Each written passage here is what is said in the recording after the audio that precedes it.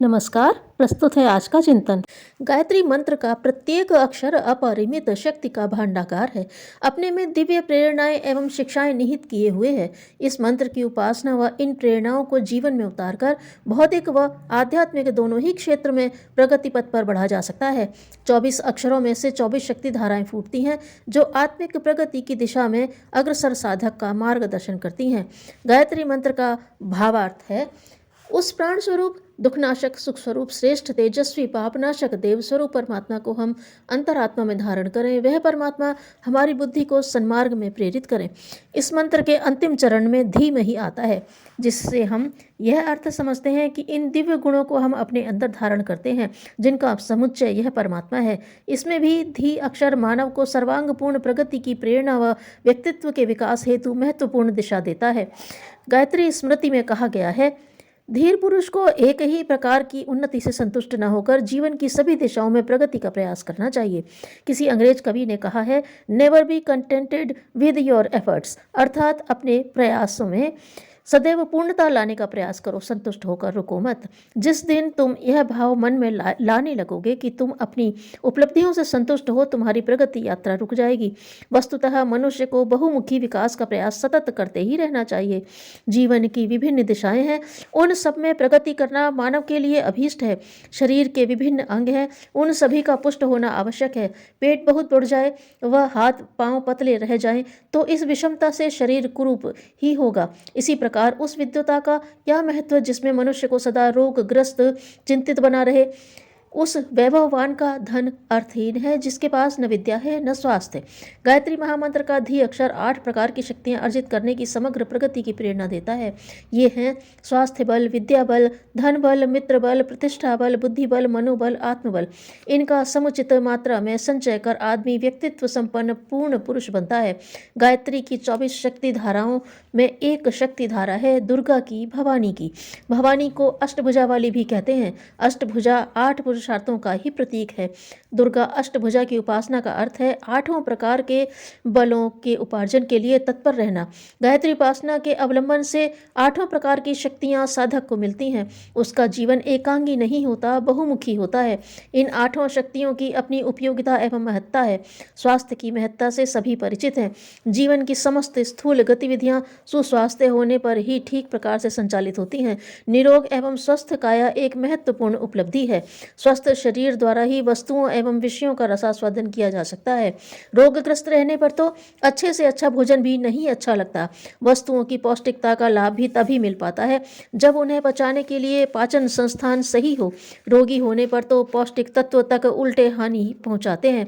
वस्तुओं के रसास्वादन से लेकर श्रम करने तक में निरोग शरीर ही समर्थ होता है। स्वस्थ शरीर में स्वस्थ मन के निवास करने की उक्ति अकारण नहीं है।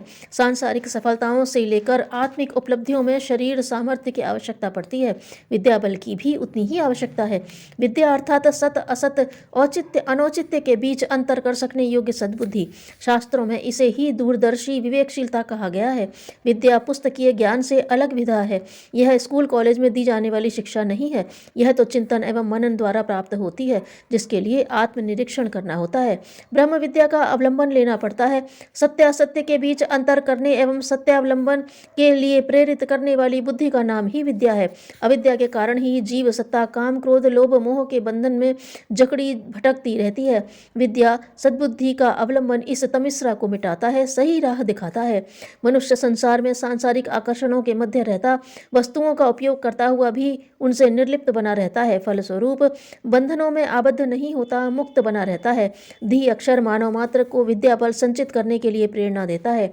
मानव की सर्वांगपूर्ण प्रगति के लिए गायत्री मंत्र का धी शब्द तीसरे प्रकार के बल, धन बल को नीति युक्त उपायों से प्राप्त करने का मार्गदर्शन करता है। सुख सुविधाओं, जीवन निर्वाह के साधनों की प्राप्ति श्री शक्ति से ही होती है। शरीर को रोटी, वस्त्र, निवास के लिए मकान की जरूरत पड़ती है। इसके बिना शरीर को सुरक्षित एवं जीवित नहीं रखा जा सकता। जीवन निर्वाह के लिए जिन साधनों की आवश्यकता पड़ती है, उनकी आपूर्ति धन से होती है। साधनों के अभाव में न स्वार्थ सध सकता है और न ही परमार्थ। अतएव श्री बल का उपार्जन भी उतना ही आवश्यक है। बहुमुखी विकास में सहायक चौथी शक्ति है मित्र परिकर की, सहयोगियों की।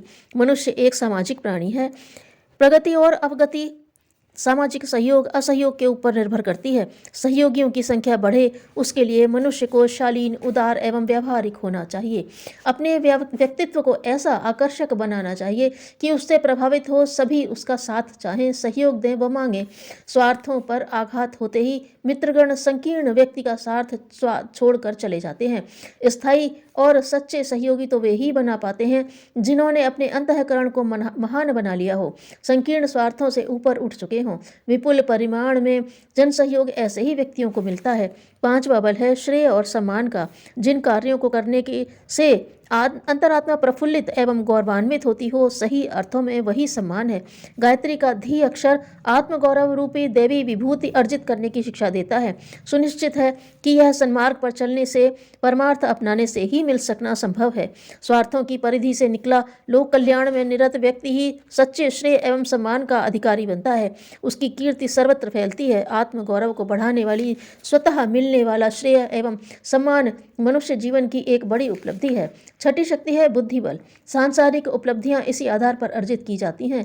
अपनी योग्यता बढ़ाने, प्रतिभा संपन्न बनने की शिक्षा धी अक्षर में सन्निहित है।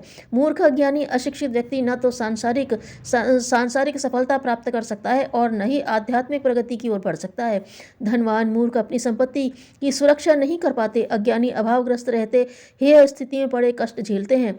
संपदा मिल भी जाए तो भी उनके पास अधिक दिनों तक टिक नहीं पाती। बौद्धिक क्षमता विकसित करना भी उतना ही आवश्यक है जितना कि शरीर बल एवं धन बल एकत्रित करना। समग्र प्रगति के लिए सातवां बल है मनोबल। मनोबल को एक प्रचंड शक्ति के रूप में स्वीकारा गया है। साहस, शौर्य, पराक्रम जैसे गुण मनोबल की ही उपलब्धि हैं। भौतिक अथवा आध्यात्मिक क्षेत्र में उन्नति के शिखर पर जा पहुंचने वाले व्यक्तियों के पर्यवेक्षण करने पर पता चलता है कि उनकी सफलता में मनोबल का असामान्य योगदान रहा है। सर्वतोमुखी प्रगति का अंतिम और सबसे प्रमुख आधार है आत्मबल का संपादन। यही वह आधार है जिसके द्वारा मनुष्य आंतरिक विकारों एवं बाह्य आकर्षणों पर विजय प्राप्त करता है। आत्मबल संपन्न व्यक्ति कुछ भी कर सकता है। गायत्री उपासना आत्मबल संवर्धन की सशक्त साधना है। मंत्र का धी अक्षर मनुष्य की अंतः शक्ति जागृत करने की शिक्षा देता है। जीवात्मा परमात्मा का अंश है। बीज रूप में वे सभी शक्तियां उसके अंदर विराजमान हैं जो ईश्वर में हैं। आवश्यकता उन्हें जागृत करने की है। उच्च स्तरीय साधनाओं से यह अंतःशक्ति जागृत होती है और प्रचंड आत्मबल के रूप में परिलक्षित होती है। आठों शक्तियों में से एक बढ़कर संभावनाएं सन्निहित हैं। धी अक्षर सभी प्रकार की सामर्थ्यों को अर्जित करने की प्रेरणा देता है। गायत्री महामंत्र की उपासना द्वारा साधक के मन में सर्वतोमुखी उन्नति की उमंग उठनी चाहिए। गायत्री उपासना के अवलंबन से साधक ऐसी प्रेरणा प्राप्त करता है जिससे समग्र प्रगति के लिए समग्र प्रयास चल सके। संपत्ति का उपयोग स्वयं के भोग में नहीं, समाज के विकास में लगने से सार्थक है। धन्यवाद।